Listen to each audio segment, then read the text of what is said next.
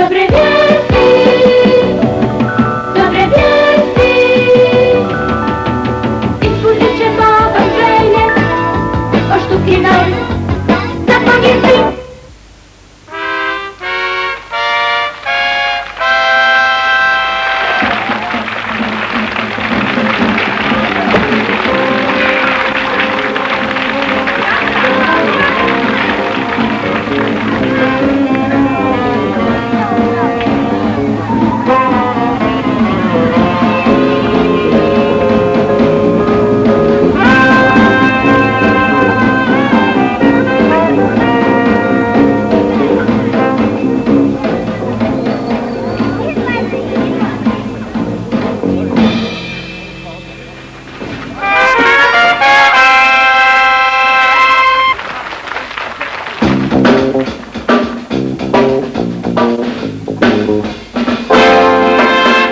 Po Štukinoj zapovijesti i po mojoj silnoj želji sve ću za vas učiniti, jer ste dragi prijatelji.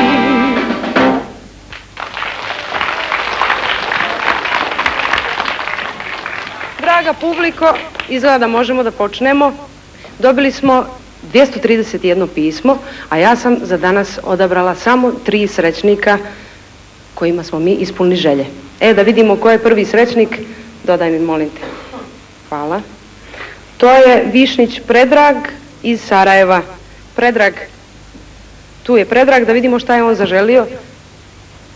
Zaželio sam da jašem na konju.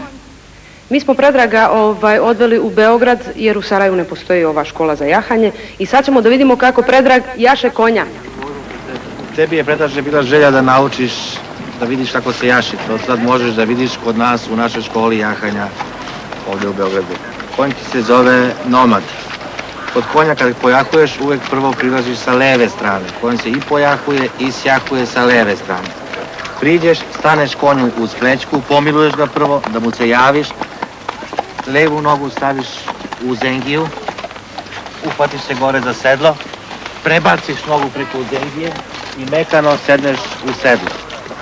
Na konju pravo sediš uvek, gornji deo tela je prav, pete su dole, kolena su zatvorena uz konja. Jer jahač se drži kolenima u sedlu. Sjahuješ na isti način, izvadiš nogu desnu iz uzengije, polako je prebaciš preko konja, uhvatiš se s oba dve ruke za sedlo, levu nogu izvadiš iz uzengije i mekano naskočiš na zemlju. Priđeš uvek i pomiluješ konja. Hajdemo, Predraže, probaj sada ti. Polako, lepo, pomiluj ga, tako je, fino. Odbaciš se s desnom nogom. Tako, polako, lepo sedaš. Kad si seo sad u sedlo, povuci se unapred da sedneš pravo, kao u stolici kad sediš. Pete od noge guraš dole ka zemlji. Kolena su u sedlo čvrsto priljubljena jer jahač se drži kolenima za sedlo. Gornji deo tela je prav, gledaš pravo, s tim što si ovdje u leđima elastičan, tako da pratiš pokrete konja. Jahač nijednog momenta ne sme da je krut na konju, da je tvrd, mora da je elastičan, jer konj je živo biće, konj se kreće i da svojim pokretima olakša pokrete kod konja. I sada možemo da uđemo u odeljenje da vidiš kako to izgleda.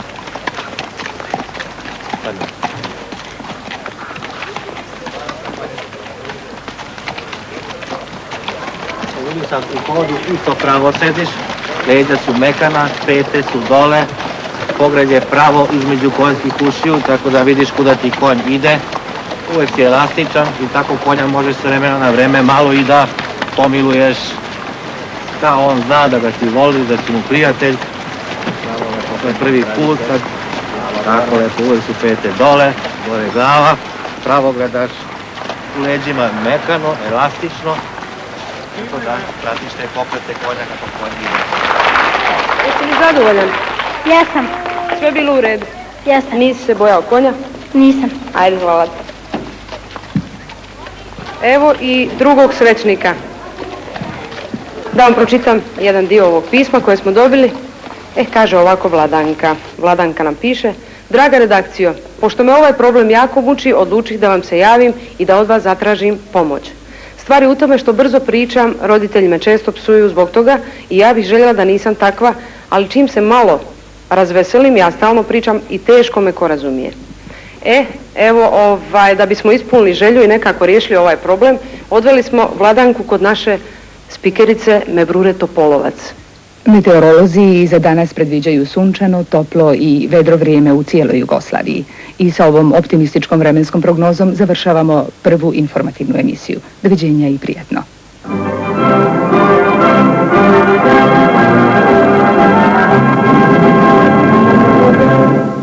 Bravo, Vladanka. Dobro došla. Evo smo te doveli na moje radno mjesto u Studio C, odakle se emituju informativne emisije televizije Sarajevo. Tu je i Boja Talijan, lektor, stručno jedno lice koje će ti pomoći svojim savjetima i primjedbama u vezi sa svojim, da ga tako nazovemo, problemom. Dakle, čuli smo već o čemu se radi, u čemu je taj problem. Tvoje brzo govorenje koje se iskazuje ne samo kod čitanja, nego i kod pričanja, i to posebno kod pričanja. I sad da bismo tvojim drugarima pokazali kako to sve skupa izgleda i zvuči, najbolje da ti nama sad nešto pričaš, jel tako? A ne samo da klimaš glavom i da kažeš da. Šta ti posebno voliš biologiju, je li tako? Pa hajde, šta bi to bilo? Pa evo, rekla bi, pošto me zanima biologija, u 5. razredu općenije sam je počela učiti, o životinjama sam počela tek da njihove građe i tako dalje. Onda to me jako privuklo i zanima me, na primjer, kad odemo u polje, onda ja vidim neki insekt, uzmem ga i napravim zbirku, imam zbirku, posebno čuvam je i volim to onda.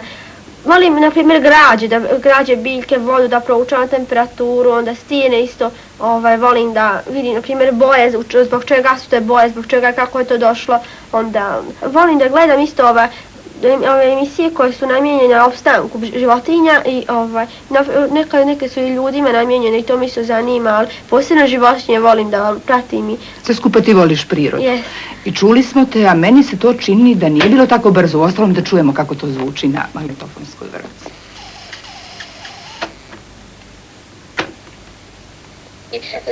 Životinjama sam počela tek da njihove građe i tako dalje. Onda to me jako privuklo i zanima me, na primjer, kad odemo u polje, onda ja vidim neki insekt, uzmem ga i napravim zbirku, imam zbirku, posebno čuvam je i volim to onda. Volim, na primjer, građe, biljke, vodu, da proučavam temperaturu, onda stijene isto, volim da vidim, na primjer, boje, zbog čega su te boje, zbog čega, kako je to došlo. Boje, čini mi se da bi već onda moglo da se malo izanalizira, jel da, i na osnovu ovoga. Evo sad si i sama mogla da čuješ svoj govor i čini li se i tebi i sada da je to malo prebrzo? Jeste, stvarno si požurila, zabrzala, nekako si nestrpljiva, kao da nemaš vremena da ispričaš sve što si htjela. Evo, na primjer, malo prije si rekla, tako sam počela da trebalo je da znači radim, jel? A nama ostaje da nagađamo, naslućujemo taj završetak. A inače brzo govorenje u nekom poslu može mnogo da znači i da pomogne, ali svakako se podrazumijeva da to govorenje mora biti tečno, jasno, razgovjetno, kao što se to traži u spikerskom poslu. Evo naše Vladanke. Reci mi, je li ti bolje sad? Osjećaš se dobro? Dobro. Pomoglo?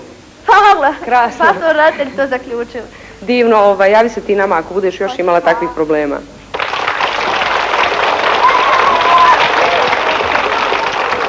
Da vidimo ko je treći srećnik i šta on želi. To nam je Goran Ljubisavljević.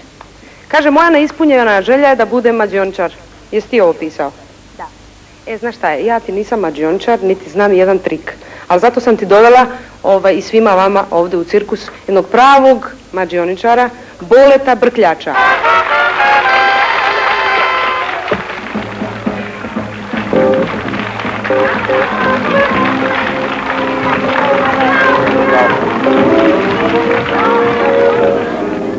Vjerovatno želiš da